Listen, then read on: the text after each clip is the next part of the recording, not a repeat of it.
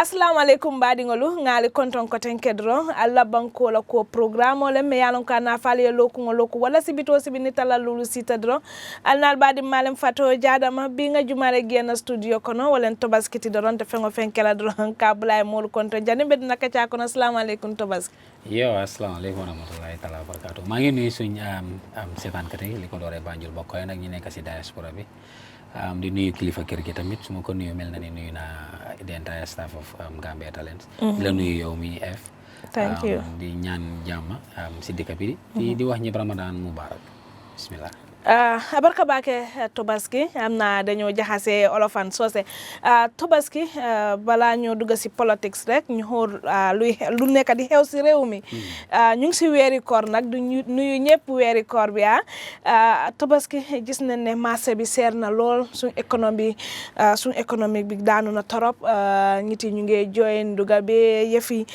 Tobaski naka nga gisee marché bi xam naa ne doo dee dem marché waaye da ngay joxe dépasse naka nga gisee difficulté bi si weeru koor bi jigéen ñi di jooye ñuy jéene dépasse tamit di jooye yàlla ba kum mboola ko fengol da seeta marché o kono le Tobaski ti amiram be mun sim falle tala ka joko fengol da be jila marché o kono ñaame wo bebe tala man sakunda mimbe maralin Banko La Kuwo to which is the current administration, which is the NPP government. Okay. Because ngaji ko ni man sakunda tombong ya tombong pour ko si sonia molbulu Banko kanya kata nyameng baring ndolbe ngaje nyameng Banko kata nyameng man sakunda la focus be mu politiko la kuoto ka birollo ya jale ka pikopol sang ka motorbike distribute ni ye kisiro ke ka jube domor sifal la ku which is the waxal si olof rek man ma dem si soose yow nga dem si olof wa very good sama defé lolu dina ma neex trop demal si olof société réew mi yalla dafa def dañ ne mamun so gisee nit ñi ñu xëccoo ki dafa ne momun kele ne momun but biñ joxé ki ne momun dañ ko ne nga def ñu gis but at the end of the day gis nañ ne government bi ni since we guy coming into power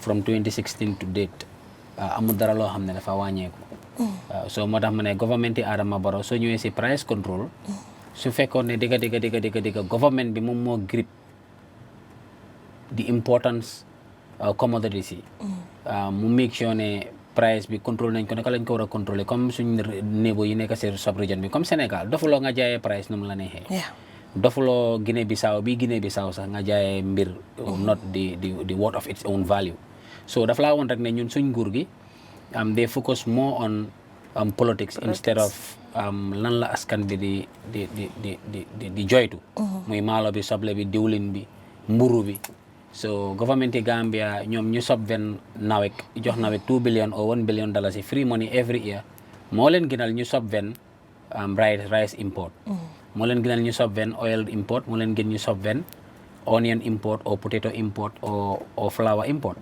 because of at the end of the day lu ñu war a la ca suñ boppam mooy nguur gi picc bi mu fi toogee ba tey lan lañ gis mu moo wàññeeku soo demee si courant bi yokk nañ 50%. soo demee si ceeb bi Barrow bi moo jël réew mi saako maalo was $950 bi moo jël réew mi 2016 bi ngi diwlin was $800 bi moo jël réew mi 2016 mburu yaa Kanelaay Farm ñu doon jaayee $4 bitigi ñu doon jaayee $5 tey li ñu war a laajte suñu boppam mooy Barrow dafa ñëw pour better suñu lives wala ting si dafa gën a worst léegi si lan la moo sukkandiku mooy nguur goo xam ne yow da nga jël businessman yi nga def leen partners ñooñu seen interest la ñoo afta you get it moo tax moom toog na si interview moo dem si yàlla si mu ne ko ne government mënut a control price so loolu dafa laa war ne rek moom dafa wax Gambian yi ne moom he is not capable moom mënut a control price because of the sole responsibility for price control is the government because ñoom ñoo de regulate tax sooy regulate tax di wax continue bi nangam la war a fay war nga wax nit ki nangam nga war a jaayee wante soo waxee nit ki nangam nga war a fay because of businessman la mu ngi am lu mu laa jox wala lu moo supporté sa parti allegedly doo faale da nga ko ne demal nga jaayee lu mu la neexee gis neen fi ay businessman yu dee time yi weeri koor bi si day jot ñu dee tëj seen store yi ne soble dafa manqué fekk ñu ngi am bulk because government bi mu ngi am record si port bi xam nañ soble manqué ak soble manqué wul. You get it, they know how many imports of onion ñoo dugga si, xam nañ how many imports of potatoes ñoo dugga si. So su fekkee ne dafa manqué si market bi ñoom seen boppa ñoo waroon a make sure ne ñu regulate price through mooy li ma laa wax nii. su soble di manqué government bi is the first to know. ne soble léegi mu manqué parce que dañ dee xam stock bi ak Gambie ni ñaata lañ dee consume every month. government bi xam na Gambie ni ñaata saako ceeb lañ dee lekka every month. you get it, so ñoom dañ dee xam ñaata container ñaata gaal moo ñëw ñaata moo nekk in stock ak nit ñi ñaata lañ war a jaay. waaye su fekkee ne président taxaw na mu ne moom mënut a control price. daf laa wan ne state mécanisme bi war a control price businessman yi ñoo ko capture. you get it, te Gambie ni votaluñ businessman yi. dañ votal Adama Barrow pour naka la dunda bi di wàññeekoo naka la dunda bi di nooyee si kaw Gambie ni. but leneen li ma bugg a yokka tamit mooy tey su fekkee ne police officer bi yaa ngi ko fay $5,000 proper lunch breakfast and dinner si biir réew mi nii bu genuine bu standard boobu dépassé $1,200 la. léegi yow police officer nga fay ko $5,000 mu war a joxe lunch war a joxe dépasse war a jënd saabu faj ku feebar moom paasam pour dem liggéey cash power ñëwut. so daf laa woon ne ñii they don't have the country at heart. ba pare soo bëggee seet the line between the poor and the rich. classical example bi ma laa jox dama la dañoo dem si government salary pay scale. da nga dem si ministre bi nga seet ministre bi ñaata lañ ko dee fay nga dem si government pay scale bi nga check grade 1 salary ñaata la. then you can see the line. ministre buy receive $200 and something thousand. yow grade 1 salary yaa ngi am 4,000 xaw ma 3,800. you see the difference 400 500% or 1,000%. you see the difference. so daf laa woon ne nguur gi waroon naa mun a gën a put their house in order ñu make sure ñu nekkal fi Gambian yi. waxuma ne waruñoo allow foreigners yi ñu ñëw def fi business. but lu ñu war a la fàttaliku ñun tamit mooy suñu Gambien yi nekk si biti over $500 million ñu ngi ko yónnee Gambien ay foreigner leen si dëkk yooyu noonu ñu ngi liggéey ñu leen bàyyi si jàmm ñi so similarly nañ leen bàyyi ñu liggéey but si kaw ñu respect Gambian si mooy ñu nangu value bi nga jox nit ki na woot xaalisam not ngay inflate prices or so on and so so man gëm naa ne price control government bi sole responsibility am la te government bi su control on price rek te opposition yu bëri duñ am you get it. but they neglected that because of mu ngi am businessman boo xam ne yaa ngi guide so du si lekka bi rek soo demee si even cement importation bi naka nga conscious government boo xam ne amuloo or amuloo jamaa AF nga xëy rek nga déclaré ne Mr Diw ak Mr Diw ñoo xamante ne they are close to the state ay financial leen dañ dee support the ruling party nga jox ñu priviléges yoo xamante ne ni is illegal.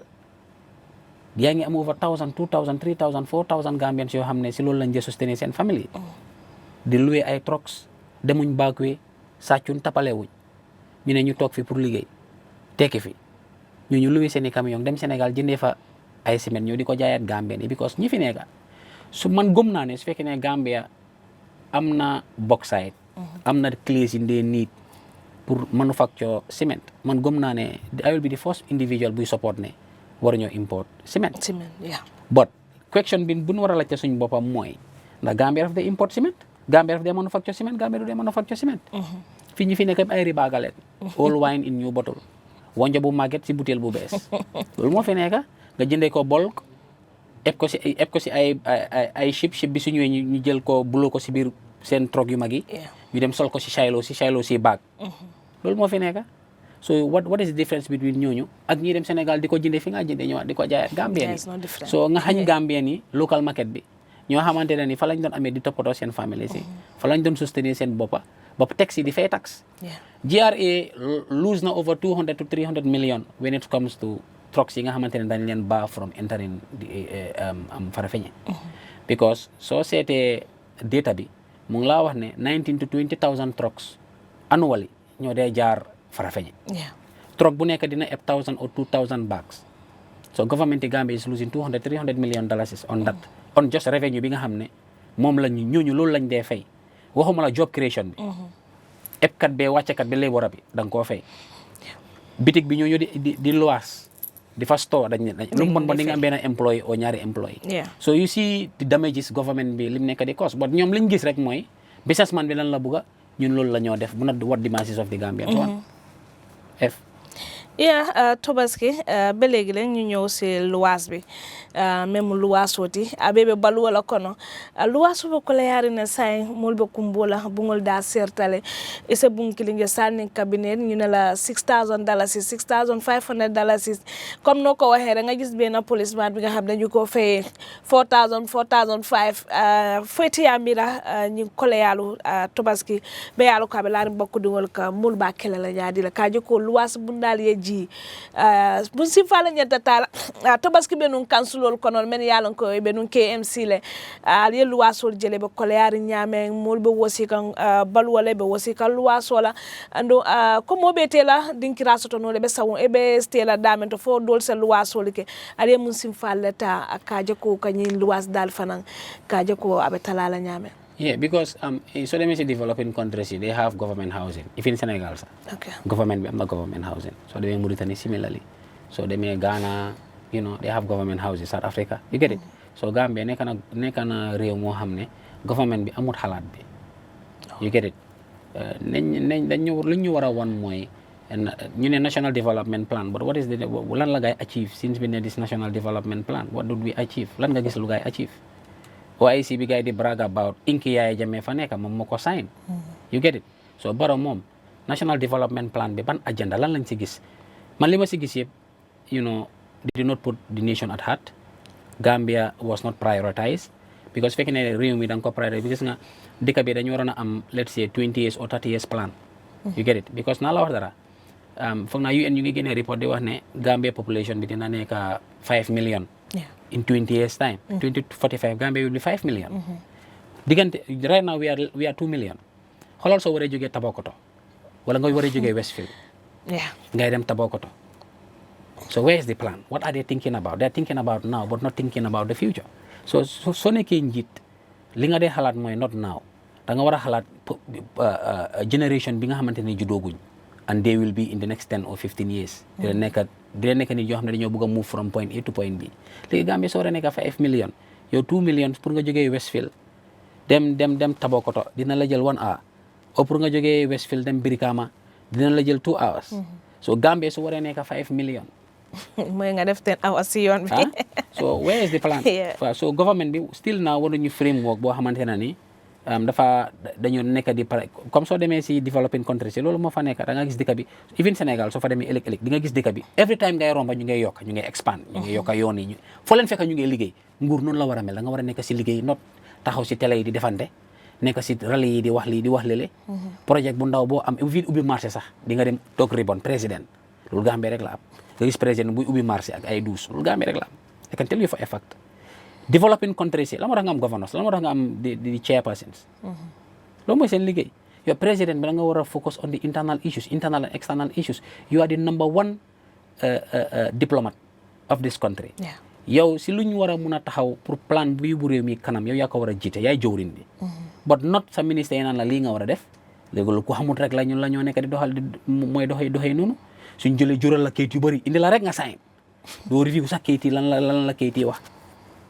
you get it so daf laa woon ne Gambia ba léegi even though we say Gambia has decided Gambia is yet to decide te gëm naa ne 2026 Gambia will make the right decision by voting Talib Ahmed Bensouda in nga gis ne neen am a new transformation when it comes to some democratic endeavors because pour jox la classical example Talib indi na fi this municipal housing boroon na bill over foog naa 10,000 houses it was a project ñan ñoo ko undermine the central government few months later ñu dégg amat ba announce similar project ne ñoom tamit dañ bëgg a indi government housing council bi how to call it again council bi dafa am privileges soo demee si local government ak bi housing and all of that falls under the purview of the council understand so mais bi si ñoom boole ko si 5-point agenda am indi transport urban transport buses balaa bi mu ko annoncé ba mu commencé di bëgg a implement project bi ñu gis leen ñoom it ñu daw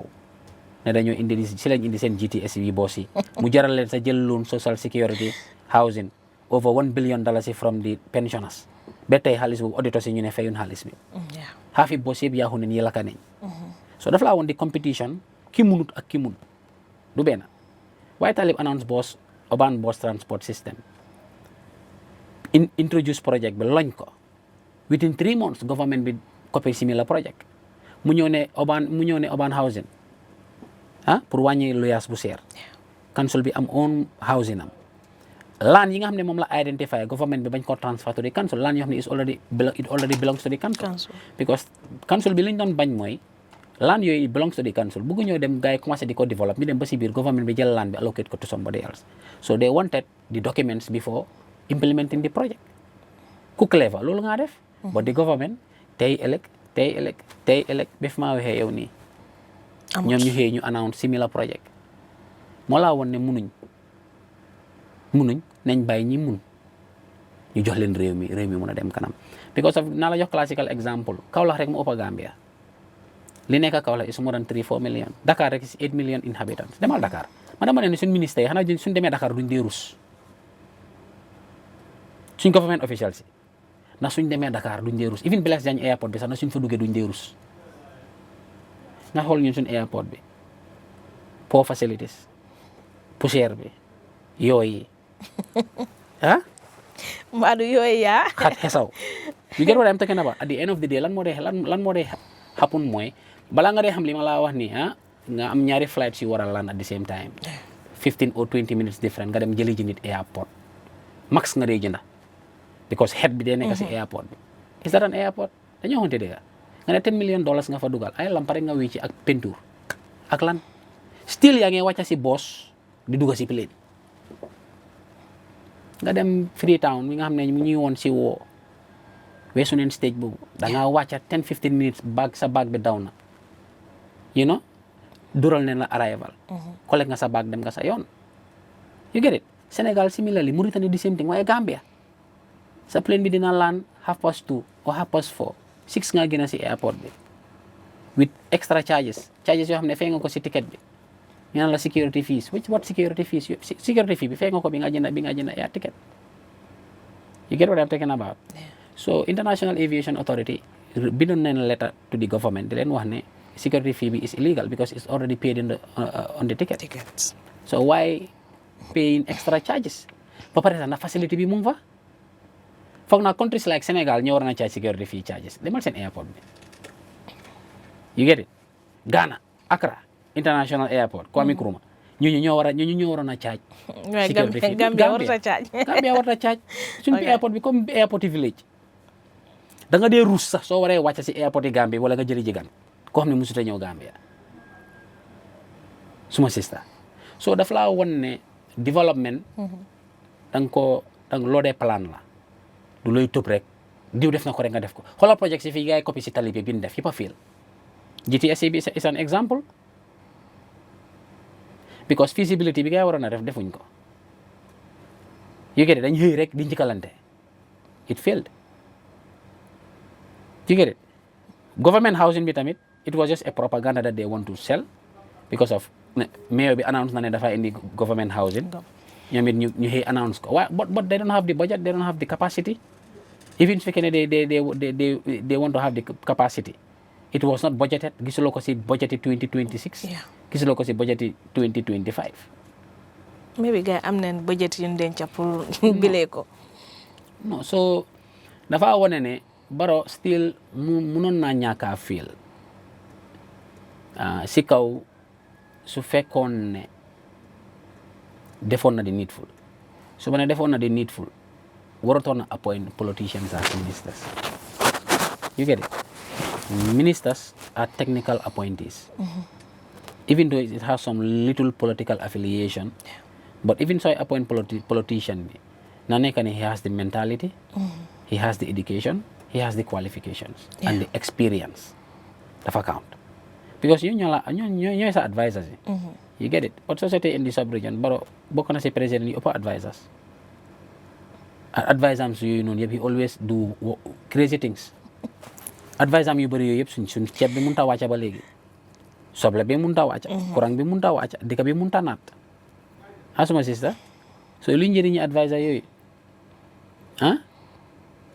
so diw wax na la lii tontul diw wax na la lii tontu ko lele diw wax na la lii loolu rek moo fi nekk moo tax dëkk bi mënut a advance so soo gisee ma ne la Barrow mënoon naa succeed su defoon de needful mooy position si su ko joxoon seen xarit mu ñàkk ko jox ay xaritam because Barrow dem na ba daf doon create even more ministerial positions pour compensate people.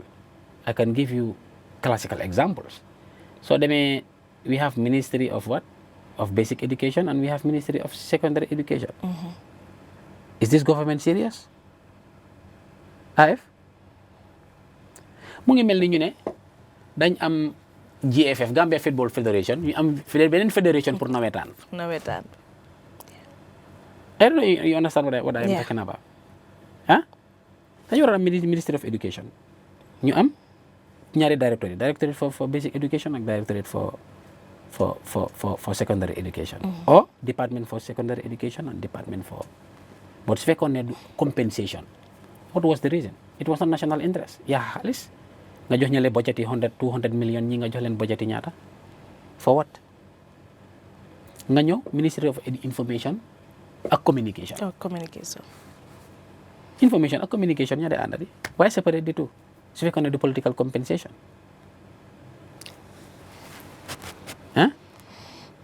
I don't know if li ma wax ni yaa ngi koo gis.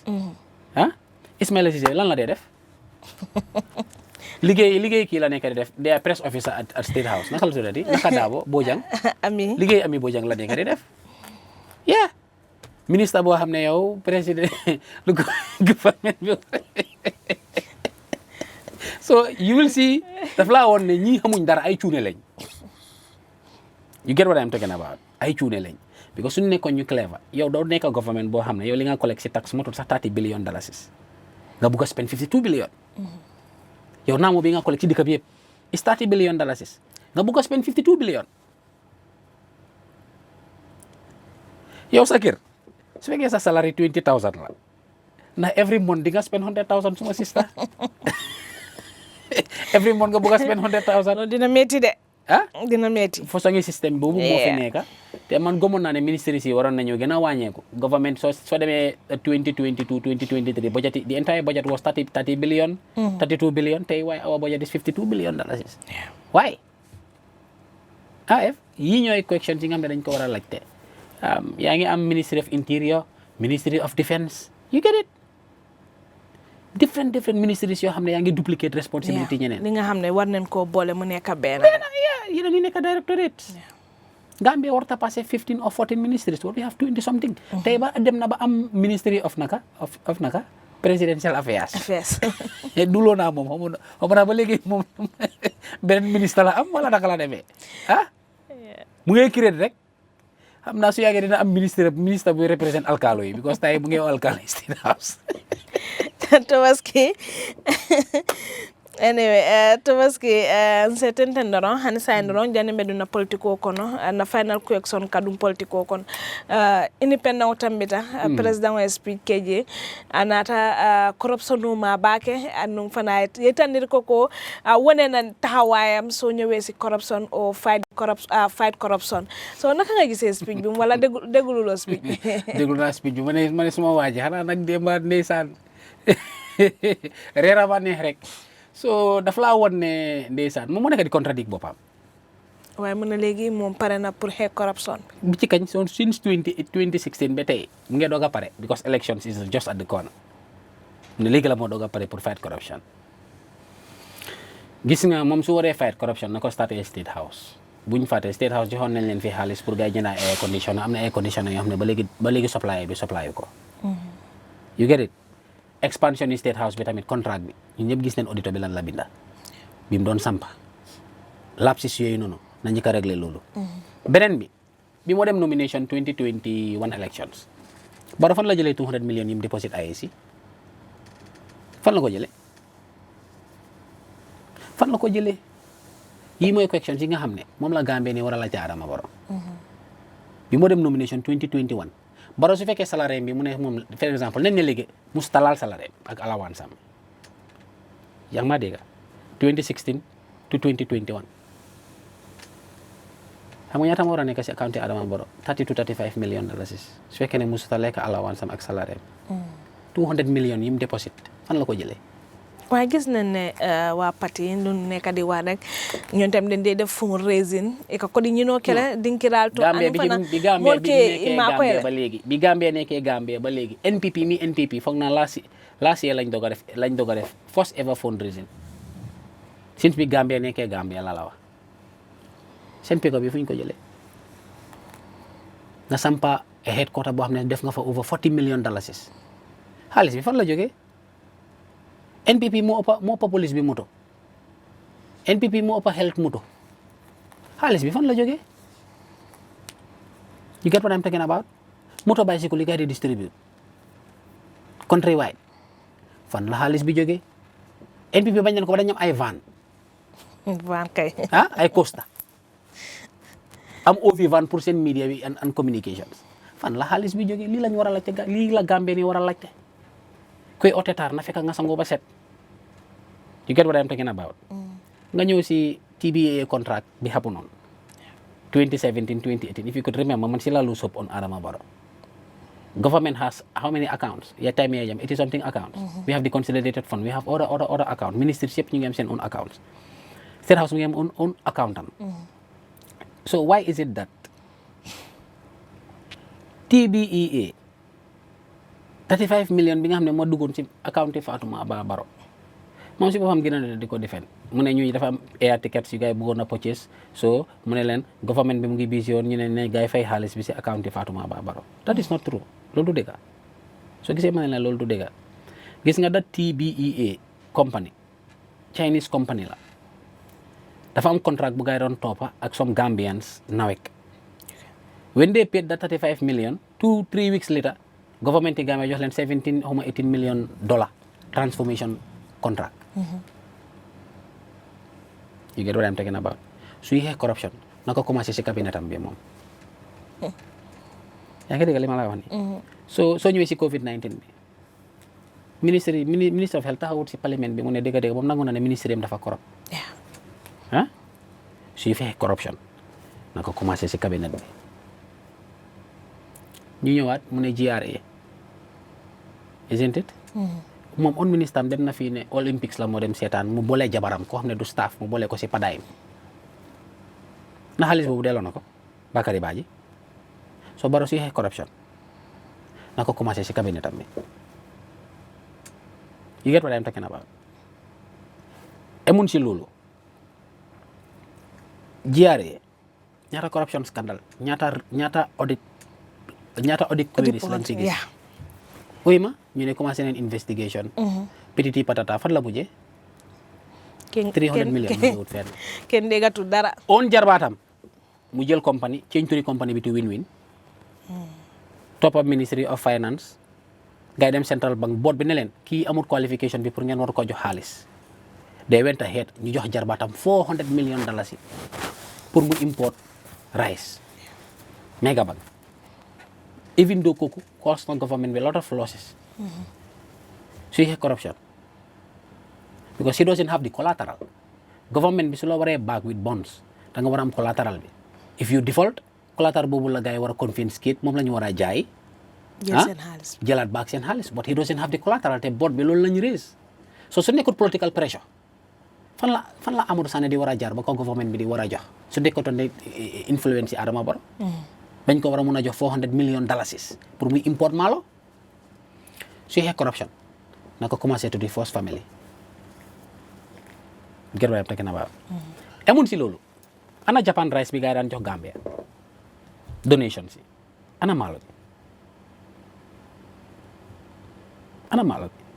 laaj naa la ko ñu ngi koo laaj maalo bi Mbadou ñu ngi koo laaj moom léegi waaw ñu ngi ko koy laaj Tobaski a ngi laaj président bi da ana maalo yi donation bi nga xamante ne moo daan jógee Japan since time Yaya Jammeh every year 40,000 bags I believe or 40 tons something like that if I'm not mistaken I'm not getting the figure straight nañu wax fan la maalo boobu dee duga allegations yu bëri lañ dégg nañ ne Sénégal lañ ko dee yóbbu dañ ko dee ribaga di ko fa dem jaay yëpp ñu ngi koo dégg so nag génn mu clear doubt si you get what I'm talking about and there is another thing if I'm not mistaken no gis nañ fi tamit bi gars di jaay Mega Bank buñ fàtte they took over $600 million yi moom lañ pomp moom lañ flushing Mega Bank pour defaraat accounts yi ñu jël Mega Bank ak loolu noonu yëpp ñu jëlaat méga banque wanteer ko so ñun ñoo nekk di lu 600 millions si fan la mujjee at the end biñ évalué banque bi war about 15 to 20 million dollars so waaye ñuy war a jël ñun suñu on tax coffers ñu ko flushé méga banque ba pare ñu jëlaat méga banque wanteer ko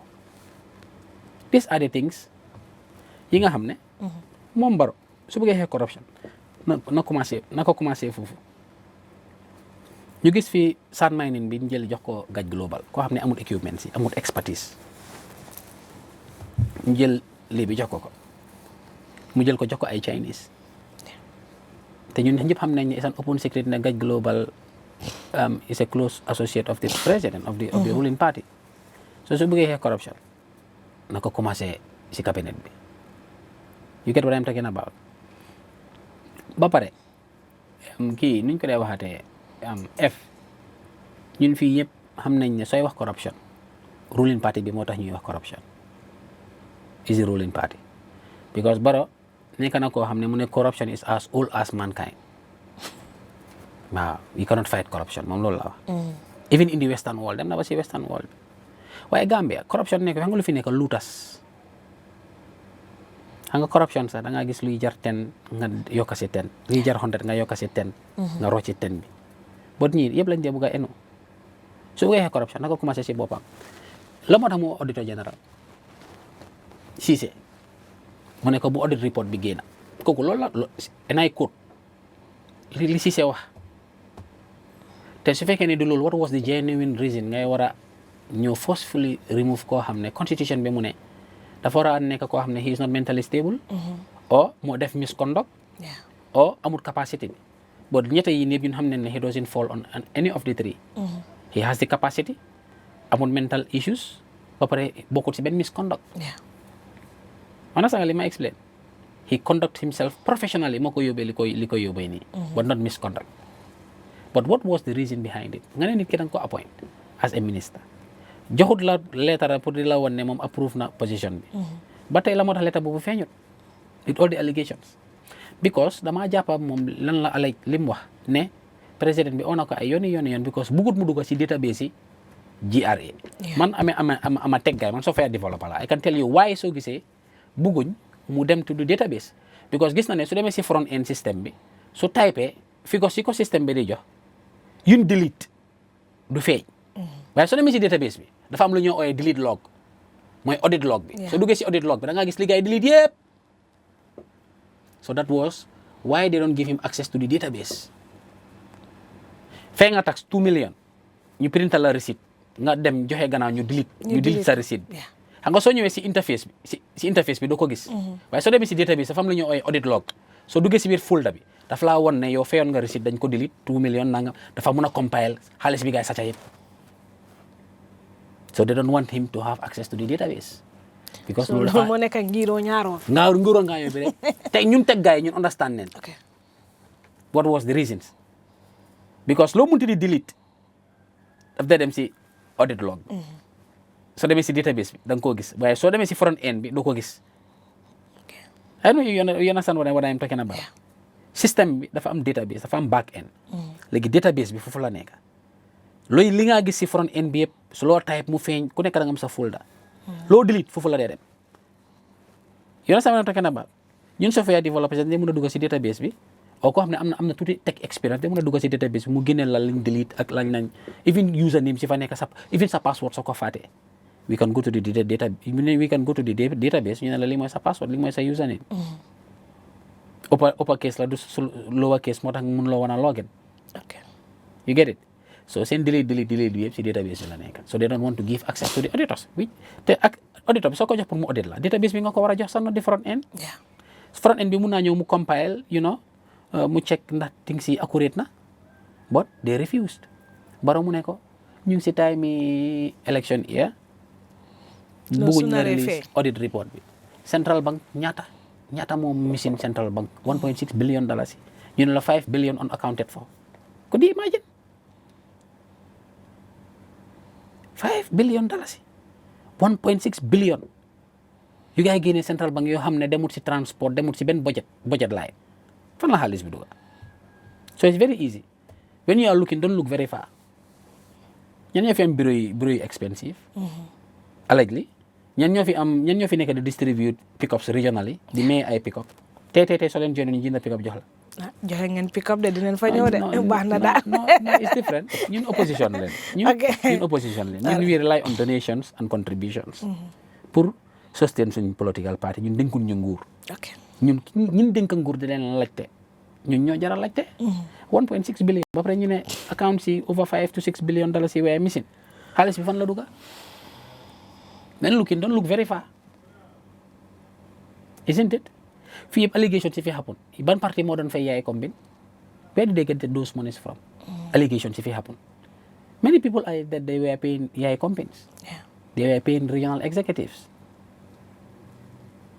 xaalis bi fan la jógee don't look very far. Baro inherited ay milliards.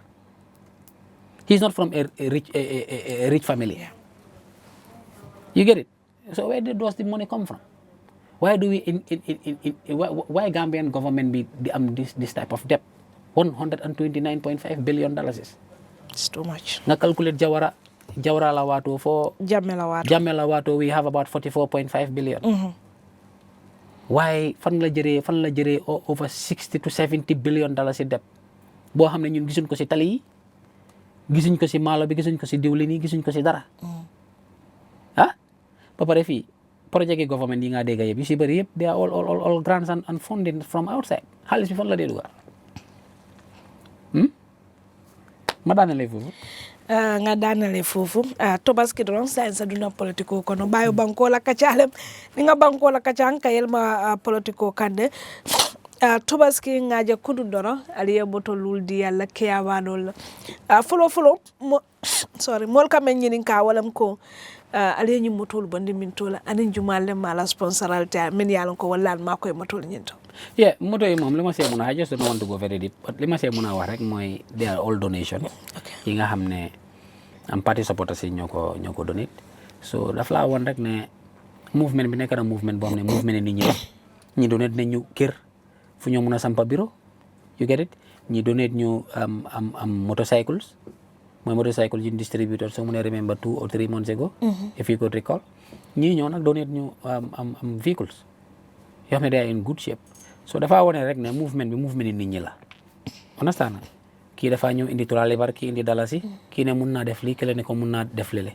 wala kële ne ko mun naa indi lii nga indi lele ñu boole ñu ut lii pour lu yokka taxawaay movement bi waaw suñ regional société am nañ regional bureau yooyu noonu yëpp am na yoo si xam ne nit ñi ñoo ñëw nañu kaay leen ngeen sampa fi seen bureau mais leen laan understand ñii nañu mun ngeen naa ñëw ngeen use fii as a political bureau doo leen fay rent so dafa laa woon ne nit ñi ñoo ko jëlal moomale ko seen bopp aleel movement nit ñi la nit moomoo ko is an institution understand kii mooy jëlee fële kii dugal si poosam loolu moo nekk di yóbbu movement bi dëgg moo ko tax a jóg mooy tax ngay gis nit ñi di tros sax pour ñuy équiter seen alal di ko donate movement bi because gis nañ ne bi ñu si bëri bi ñëwee ba gis naka la movement bi taxawee ak nuñ ko structuré dafa wane ne it's a collective approach moom la movement bi jël moomale ko boppam nekkul an individual institution comme yeneen political parties yi niñ di opérer benn nit nekk secretary general benn nit nekk flag bearer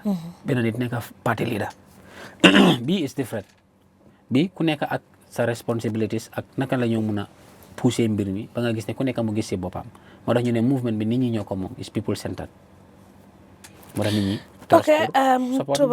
Tobaski this week or last week rek coow bi bëri na youth movement bi dañ leen deny pour register comme mo la miroto nga standard jale ay men sa fe chocho siata youth movement ko lal fintita drop alba yes ka albal fan difen kan bar ay si fawnata seniyandiro kele dalilol men yatinna alman register so albo simfal ta kan nyadi la kaje ko aliye voter ñini because dol ngajele so dol ba fulal kaliye 30,000 voter register soto bar han sayal man register no albe murka mol kan ko tenke kaje ko ka register demand ko tenke mune whatsapp mune whatsapp mistake ko leketa kabring ICA mol komandi ka foko na 30,000 registration form mingi alun ko mol ya fille from Banjul to Koina kabring mol ya submit ICA yela kisiroke kabring yela kisiroke they detected few lapses. Ninga for lapses, for example, out of the 30,000, iko 7,000 la betayata. So all the 23,000 mistakes so leketa. For example, ni laftaka there is an area on the form, they wrote administrative area. For example, jangmu kanifing, dol ka KMC safe. Yajale. Na yatara Banjul lem, instead of they write Banjul, dol ka BCC le safe. Na yatara Mansa Konko, dol ka LRR safe. Okay. Yajale. This was the issues. Dol bije instead of they write Birikama, ika WCR le safe. West Coast region. Ya faham. These were the lapses. But aman manke ko ntol man formal man timma or na formal ntol man 30,000 or soto. Na 30,000 or soto. But the issue is I see alonko these are forms from the UMC. Because if you and dulal bije whereby you need to write the name of the party, dulka UMC safe instead of Unite. Okay. Yeah, yeah. So the 23,000 lapses min keta, the mistakes are what I just said. Yeah, which is they mistakenly, write different names, which IAC expect. And IAC did not give parties guidelines on how to fill the forms. Yeah, because until Jikitako, we have the experience. We did it during the councillor elections and the previous presidential election. But this time around is big because it's the whole country. All the 8 regional interim committees were working on it. Some were new in politics. Some don't have the experience. Yeah, and they feel like even if they write UMC or Unite, hence IAC knows that these forms are coming from, even though it is coming from the Unite movement, it should have been considered. Okay. But woman ke. And the other crazy thing is the 7,000 the 7,000 good ones were not returned. They say we have to go back and start from scratch. So that means that Alba start kind of scratch ka formal field ka file 10,000 formal. No, we are not taking 10,000. We are going to try and take at least 20,000 or 30,000. Okay. Yeah, we are going back to the same people mingi along ka formal field for them to fill the forms correctly this time around. Okay. But cool be tata nata, I see along ko these forms are from the Unite. Na even a UMC la safeje or a Unite safeje. You understand what I'm talking about? The more important thing is they all know it's from the Unite. So what is the big deal about that? And secondly, even near Tata Embassy ka visa nyini, even if they reject you, they return your passport. So why is it that no la 7,000 forms all ima return? Andum ndol nga moy party dol ka foko, there was a covering ibela registration okay, and they have similar lapses. I see return their good forms. And they took the bad ones. So why is it that this time around, what is so special that they don't want to return our 7,000 signatories? And during the process, the term of reference which IAC shared with us, all of these issues were not stated. That if your forms were not good, we are not going to return the good ones and keep the bad ones on. You guys are going to start from scratch. These are just laws that they sit and create. Yeah, but if you go to the constitution, there are no such laws. And I just want to make it clear, pour Gambian yo yalonko, IEC man mandato soto, IEC man simbo soto pour ka party reject. Yeah. Jale. Banko la kiti bungba. The Supreme Court. Damale wo simbo soto ka party jube ka foko ite kela no la party nying banko kon. But IEC is just a regulatory body. They don't have the power to accept or to reject. You apply, they give you certification that you are a political party. I don't know if you understand what I'm talking about. But to give you a classical example, covering NPP registration for all of this happen. Does this all of this buruha happen? It never happened. Yeah, jale. And NPP was a new party like any other political party. Now, my take is, how can you give certification to Papa Fall? A former rebel leader who attacked the State House during the 2014 attacks. So is a rebel leader? Yeah, he's a rebel. I'm telling you. How can you give that individual a registration certificate? Mingi Alonko, he don't have the political base. He doesn't have the political connection like the UMC and this guy, Mr. Bojang. What is the name? NDP, I believe. National, I forget the name. Huh? Yeah, is it NDP? Bojang? Yeah. Yeah, the former Keba Madi Bojang and the rest. You are giving people that are not even prominent. People don't even know them. We never saw their political engagements. Yeah. So it just goes back to, the games that they are trying to play. But I just want to remind them that we are just following the process as citizens to apply, to fill the forms, to submit our party color, our emblem, and the constitution, which we did. But to also remind them that, just like our party leader, what our party leader in waiting said, that even though IEC they give us the certification, they don't give it to us, we still have the mandate to contest as an independent candidate, as an independent party. And also, if you go to the Electoral Act Section 154, Section 154, it says that presidential candidates or political candidates can run for independent and also form coalition. The law says it.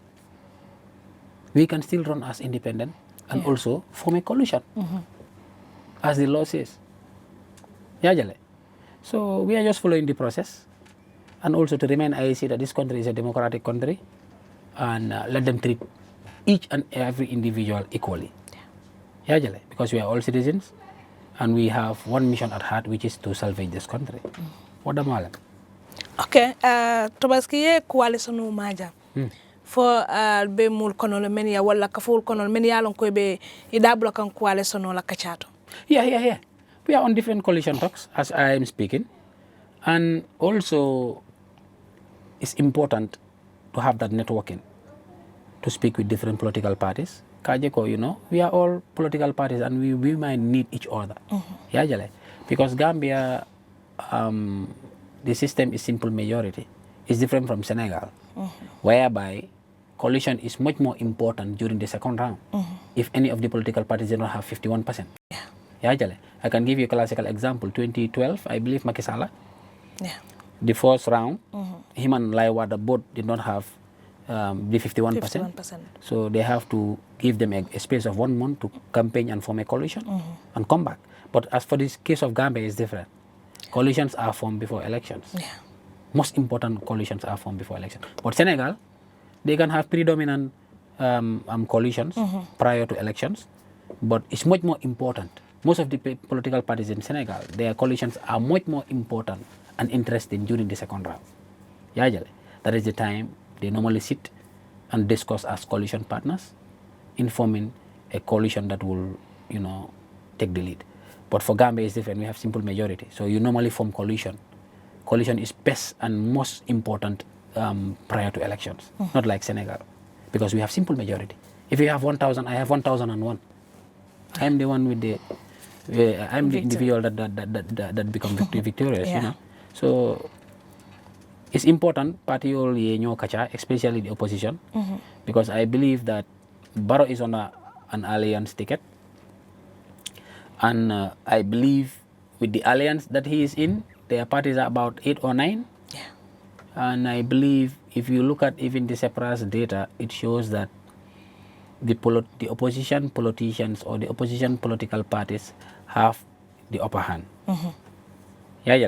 Because if you look at people that are willing to vote for the ruling party, I believe it was around 30%.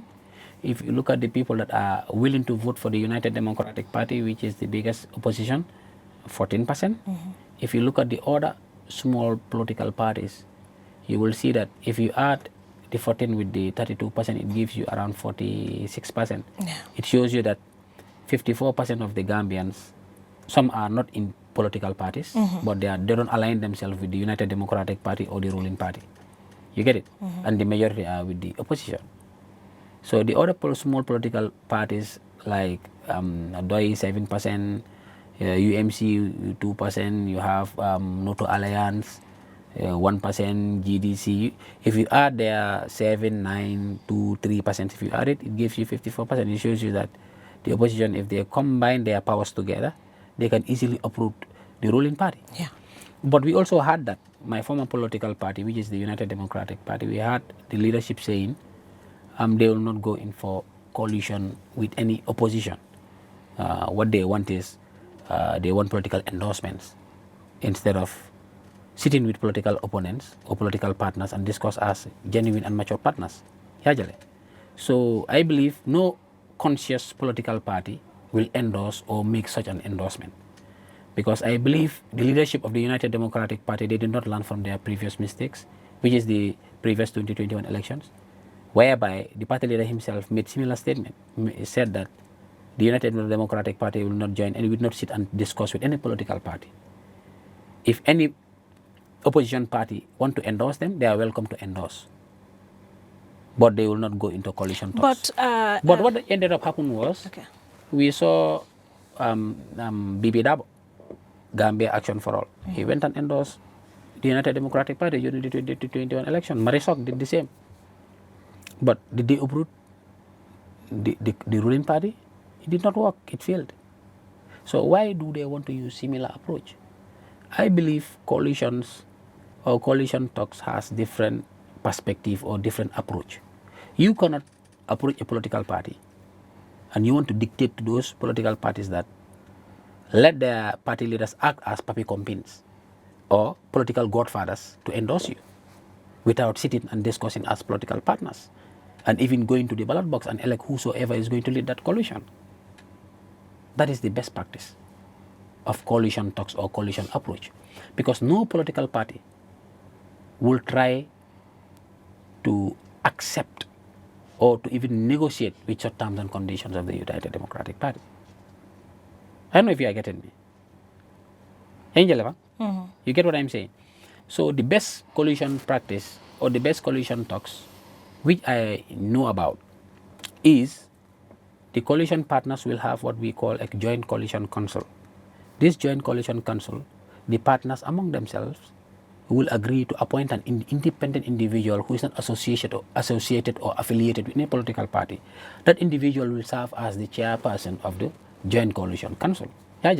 So each and every political party will appoint one or two individuals who will represent the political party's interest in that coalition council. Then those individuals will sit and will have their own term of reference. Kafoko, we will only contest for the presidency, then we all go back to our bases. Or we will continue as partners after the presidency. We will be partners during the parliamentary. Where you have support base, nobody will contest. Where UDP has support base, nobody will contest there. Where DOI has support base, UDP will not contest there. So that all the coalition partners can have National Assembly members in their support bases or support areas. So that framework is to be discussed by that council. They will sit and say, we will go for parliamentary, or we will go after the presidency, then we all go back. Or we will contest for the presidency, then we will continue to reform.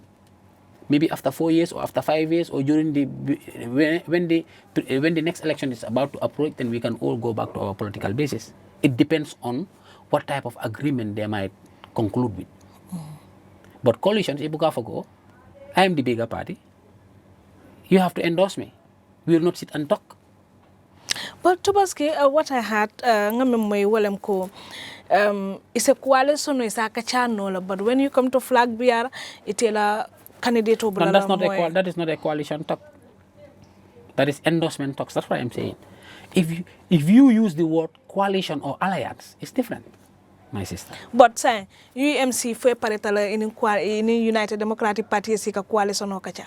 No, right now we are not in the right position to say we are ready to catch up with UDP in regards to coalition talks, but we are in coalition talks whereby UDP even attends. But now, okay. Alve coalition kacha damti ala UDP fangonata jele. But ni coalition o kacha, as you said, come ya fanyameng aleta ballot box ale nyaton ko tombo. So ning ayata coalition o ye woke fa pareta ye nyaton ko tombo me alon ka bota United Democratic Party for UMC be bulale normal. No, what I am saying is UDP have already made their stance. You take what they released, what their press officer released, or their media and communication. If you look at what they release is, they are not going into talks with any political party. If any political party want to endorse them, let them endorse them, because Dabo is their flag bearer. So meaning, they are not talking about coalition. They're just playing gimmicks and games in regards to this coalition and alliance issues. But parties that are interested in coalition building, they are already in the process. But Tobaski, and Ajube, Ajube, if we say coalition talks, how was Barrow elected? That is the best practice. Halifa Sallah came as the Doi candidate. Yeah. Yajale. Henry Gomez came as GPDP. Yajale. Ahmad Ba came as NRP. Each of these political party came with their 70 delegates. Isn't it? Yeah. They voted. Isn't it? Barrow was the candidate for the UD, United Democratic Party. They voted. After 2 days, Barrow became victorious. Isn't it? That is the best practice of forming a coalition. But what made that for coalition fail was the framework, the TOR. Because most of them did not believe that they will be succeed. They will be successful. They will be successful to the extent of uprooting the Jammeh regime. That's why they didn't even focus on working on the framework. Walatinna Gambian bill ka foko. Where is the agreement? Where is the agreement?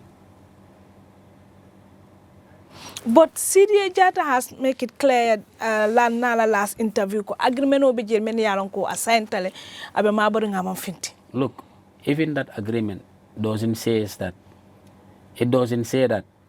Ajube, after 3 years, Barrow will step down. That was just a commitment which he promised the coalition partners. Because all the coalition partners are learned men, and they knew that the constitution of the Gambia says 5 years. But coalition members will be agree to wallo Barrow nyanta jilale 5 years or 3 years. That's what I'm saying. I say, okay. Majority of the coalition partners are learned men and women. Okay. They know the constitution better than you and I do. They knew that the constitution says 5 years. I don't know if you get me. Halifa Sallah knew. Pamata Tamajang knew. Yeah. All of them knew. Ahmad Ba knew. All of them.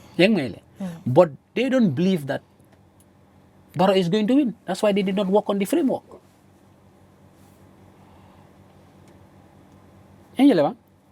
If at all they worked on the framework the way they're supposed to work on it, the fracas that happened within that coalition, I believe, could have been avoided.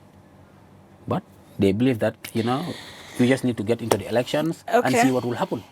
Tobaski hansandro ngamol fana na miro do mandi nafena jama ba fokan hanatal coalition form tale UMC la nyaton ko menketa talibti amantombo wo coalition to that mean that iko UMC to bul sonna bulala monoma kaje ko natari mela candidate tombo for eteni alale kadiyamo ba itol nin alale kadiyamo who told them that? Bela opinion ibo ila miro ibo la findindi kanna so wala nga Tobaski nyinin ka we believe that all political parties nyantaka ila opponents or the other political parties ke treat with bunyan in horoma. Okay. Yamo ila bang. Nal sita, kebal sita, political parties la kebal sita. Ye kangol di I agree tako mo nyantaka carte fay la ka coalition nyaton ko tombong. Ni wo keta. Ni mo tombong tol be mo kilim normal. That is coalition. Ye momo tombo. Okay. That is coalition. But you don't say that we are going into a coalition. We all agreed that we are supporting one individual. Even if the public heard about, they all agreed and they selected Mr. A and Mr. Z says no. That will even make you unpopular. Okay.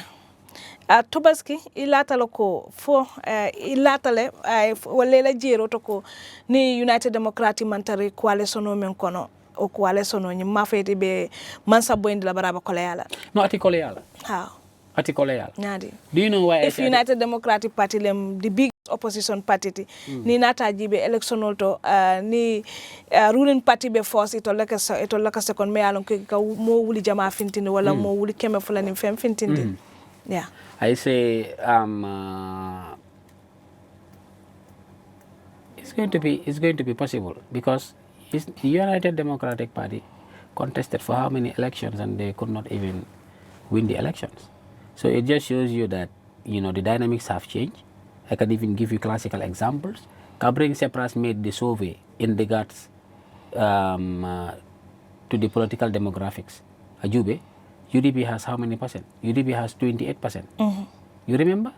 Around September, October, Mafangola. You remember that Sepras survey? Yeah. UDP has 28%. Yeah. This previous, by then, the division did not occur. Myself and the rest did not resign. Talib and the others. Karafasongo, Angolopi and the rest did not resign. Ajube. but in bring this resignation keta.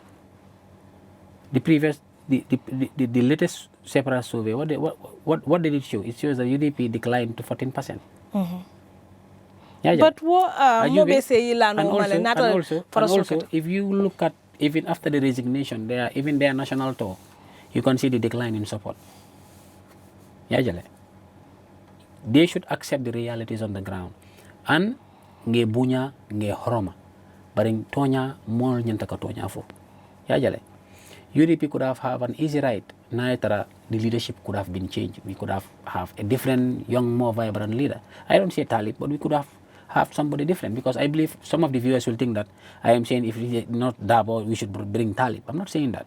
What I'm saying is we could have had a better leader, young, vibrant, but not similar face for how many years? That's not democratic. Okay, not similar phase for how many years?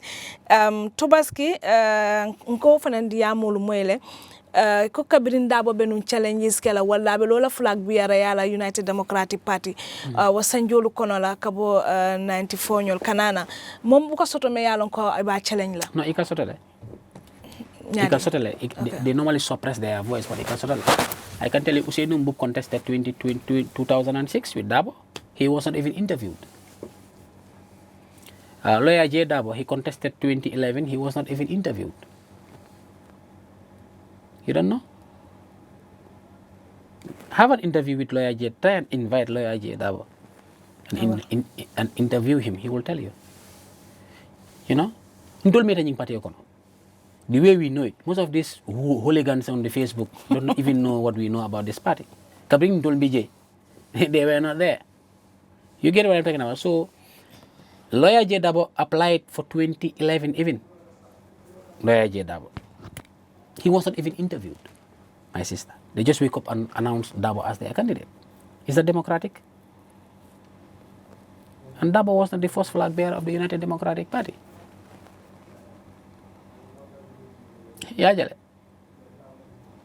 So, Nyinko Baby J, Ko Tatanata, UDP is a democratic party, but it went to a time, Yesilo Lebula.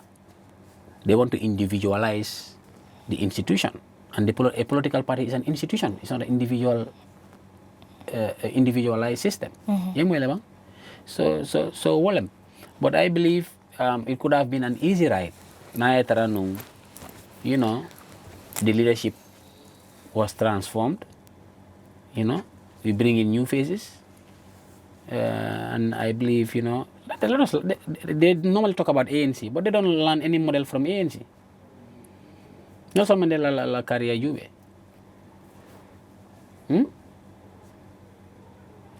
But now, since that Tobaski ko yafanyame ini nyondo la almita patio kono muna na almanfinti ka challenge. Nataro cool be caring no. No, I had my own kacha with party leader. I told him my Namiro. Kabri and Ndol command with Haji and the rest, Habib, Kaja, you know, and the rest. When we went to him, he told us that he is going to contest. I told him my plain truth. He told me that our democracy is premature. Kabri our democracy is premature. What first came to my mind was, I and my family have been supporting this party. So all of these previous years, we were following premature hopes and dreams. That was the day I decided that I'm going to leave the party, because the party has no national will at heart. The direction have shifted from an institution to an individualized institution. I'm a man of principles. Even the UMC that I am in as a founding member, if I go up to a certain stage, I notice, or it came to my notice, that it is not an institution. It is trying to be individualized. I'll move to a party that has the nation at heart.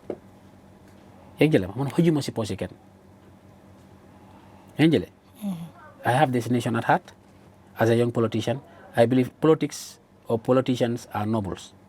The job also is a noble job. But people tend to, you know, act in such ways that they normally lose public trust.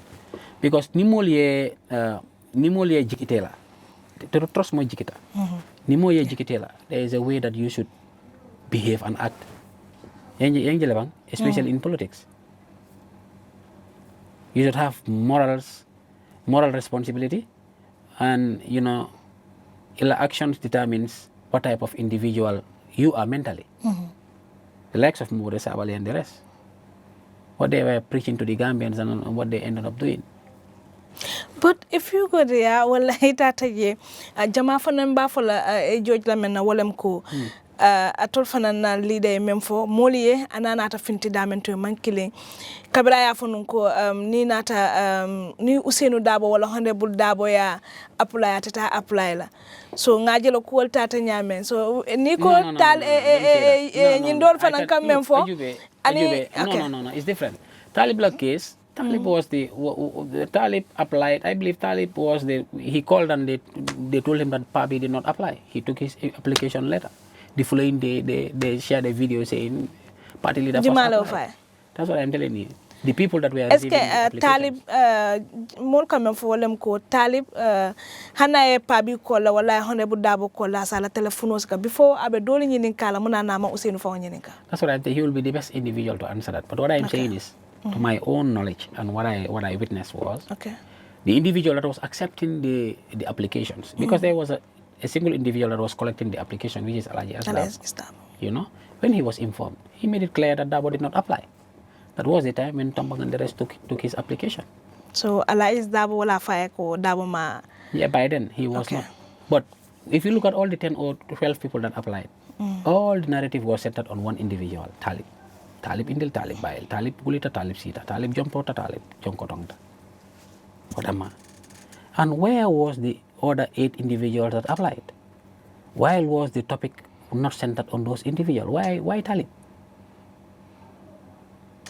And another thing, the party did not belong to Dabo. United Democratic Party is not United Dabo Party. It's a democratic institution that was built by our grandmothers and grandfathers. They went and selected him and bring him as a flag bearer. Okay. He came and found the party was already established. He did not establish the party. So majority of these hooligans talking on Facebook and other areas, they thought that Dabo formed the party. Dabo did not. But listening Kemo Jele, ako Dabo mol konole ka fa mam party form bari nsafo doron ka fa ne party ate party form la. Oto ye jele de. He did not. He did not. He did not. So Kemo ma woto faham. No, Kemo knows what he is saying. But what I am telling you is, Dabo did not form United Democratic Party. I am on record. Okay. He did not form the party. He did not. So Mola ya form it ataka and he was not even the first flag bearer. Who is the first flag bearer? Make that investigation. Just make it clear. Ben Bajibeka maybe told be Amira Dabolem first flag bearer. No, he is not the first. So maybe if I come first? back, I will tell you the first. But no, make your inquiries. Because most people thought that Dabo is the first flag bearer. Dabo is not the first flag bearer of the United Democratic Party. Who is first? The first flag bearer, I can just Nala Junja. No, he's from Bakau. Moy kan Dembo Bay Fos wala? What Dembo Bay Fos? No, not Dembo Bay Fos. Moy kan? Make your research. No, buka na ko dega si yo. Me bala may def research time bi dina je wayo. Our second discussion, I will tell you the individual. I can even give you a reference. He was a colonel. Okay. He was a colonel. The first flag bearer of the United Democratic Party. He also served in Nigeria. Still now I don't know who it is. Make your own research. Asenendi dora yalo be camera do jani be murna na mo metara kumpari na Tobaski maybe some people in Bakau are listening watching. They know what I am saying. Let them ask the founding fathers. They will tell them who was the first flag bearer. They went to him and gave him the kola nut to tell him that he told them he will think about it. Baraman nakati. No, they went to that extent. Then later on, other things occurred. Then somebody else identified Dabo while he was in America. Later to withdraw that because he ngalon ko mo jamala approach before Dabo many yalon ko ka fe nemba jibe la le ko bukana succeed. So wala ni tata Dabo kamana. He was not the first flag bearer. Afterwards, he was a choice that was identified. Do you know by who? The boy that they are fighting's mother, Talib's mother. Yalong, if we go deep, there are a lot of things that these hooligans don't know about. You get me? No, Jeseniandi. Talib Bama, wale Usedu Johan Molia Puria Kumanena. She is part of the people that identified lawyer Usainu Dabo while she was in America. She was part of it. Most of these people don't know the history. Okay. So those that are saying Dabo, Talib Muntumale Talib Nata, that shows you that they are not even UDP. They don't even know the history. No, most of the people, yalo no ko Talib Bama benung UDP maybe aka She is among the founding members. But kame nyinin ka wala muntumale Talib Nata because iman Talib lon ground auto wala na nyinin ka role siya. My grandmother was among the first head yai campaigns. Yeah. Minye Dabo nominate 96 IAC ajaru nyawandang. But when did I come? But nakorda, how many Dabo la mitino keta nakorda kono? Wato ibuka hanyi kela sirangol samba banda. Yemo ilaba? You get what I'm talking about? Does that mean that I'm not myself and my family are not founding members? Yemo ilaba? So, Kobe Tata Nata is politics. And we have high respect for Lawyer Usainu Dabo and the United Democratic Party. We binyangi horomo, woto nyang muto nyati. Ya jale, ba fula aketa nyame. Ba fula aketa nyame. Na final question time o fela tata. Tobaski nga kemo bojanje ker fatule ayitandir ko menketa president Adama Barrow te offered nun Talib lan menketa vice president ani minister of nakalawati minister of trade Talib nata reject bar ngajele menketa la patiola jobo no malankoti menketa sidi njayti jabirol ke o fanala yo jabiro janyati. Yeah, we all knew about it during the time when that incident occurs. Yeah, but what I am saying is, Sidi Njai is just how to call it again? Baroko operate Nyameng. Sidi Njai is not always on the picture. Just like when he was discussing with APRC, Dabo was not in the picture and the others. Yemo Barola Mansakunda, whatever they want NPP to know, that is what they will let them know. But Kudo Biduma, Sidi Njai and the others are very small to know about. If Barrow is sending a delegation to discuss certain key issues with a politician, is it a law that Barrow should call Sidi Njai and put him in the picture? Who is Sidi Njai at the first place? For Barrow to inform him. Is he the vice president? Is he the chief protocol of State House? For Barrow to inform. Yeah, but this one he was not Kalamuta. Ama Kalamuta. Kemo was in the discussion as he said, which is true. But why does it take the NPP 4 days for them to reply, to respond? Why does it take them 4 days to respond to Kemo? You get me? So they're just trying to play propaganda, gimmicks, political gymnastic, which we all know of. But Sidi Njai should not even talk when it comes to Gambian la political fanala. Let him focus on his parliamentary seat as a nominated member. But he don't even deserve those positions. Because we also, when Barrow won, he was the first to declare that Barrow did not win the elections. Yaya appointed him as Minister of what? Interior, isn't it? He was the one that orchestrated with Fabakary Tombong Jatta the state of emergency resolution that they passed through the National Assembly. You remember? So these are the type of people that Barrow brought to his party and decorate them with positions. So with all that, Barrow knows what type of people he is dealing with. That's why when he is making his political moves, he don't put them in the picture. Election Okana, that's the time he will need them for APRC supporters. Niwo Tambeta, he parked them aside. When he's doing his discussions, he don't involve them. Olatena all of this important discussion minketa. He did not involve Sidi Njai or Fabakary or the rest. It should be a learning point for Sidi Njai than to write lengthy statements. It's unnecessary. He should go and ask the president, why did the president send a delegation without informing him? Because he knew that if you do that, if you go to Barrow and ask him that question, he will be fired. Because Barrow doesn't take orders from Sidi Njai or doesn't need the blessings of Sidi Njai when sending delegates to politicians. I don't know if you get me. He's the head of state. So, well. Ako so wolem watu bantala ferendoro kacada na janda bargalo mbe murna na kotenke ko continent kachanyina Tobaski muno bekelela last word for this week. Yeah, my last word will be we heard about the NPP women Fenkonying $50 million and I believe the alliance have some fracas between them because NPP said that if you are not an MPP card holder, you are not going to be a beneficiary. Yeah. So that caused a big problem between NRP and Barrow, and I believe too GPDP. But even though GPDP, I believe, is the party leader again, Henry Gomez. I believe deputy party leader is the wife.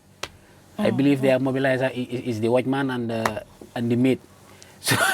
So I believe the ones that don't have support, the parties that don't have support, you don't hear them making noise. But the ones that have militants and support base, like NRP, you heard what Honorable Hamad Ba said. How can you say that you are under an alliance, if you don't want to undermine the same alliance or attract their yai companies and political godmothers and so on and so forth? Why will you put a criteria base for beneficiaries of that fund? Dafa wone rek ne Adama Barrow moom interest am la am. Te gis nga election si ñëw ni su ko winee Adama Barrow is not going for alliance again. Yeah, I can tell you for a fact. Gis nga politician da nga wara am a political lens to see things distantly, to analyze and predict what will happen next. Because if ne Barrow amon na that political ambition pour continuer alliance, Barrow naka la moo demee fini sax nuñ ko dee waxatee pour indi $50 million. Nga ne yow sa coalition partners, you have 8 political parties, I don't know 7. APRC si la bokk.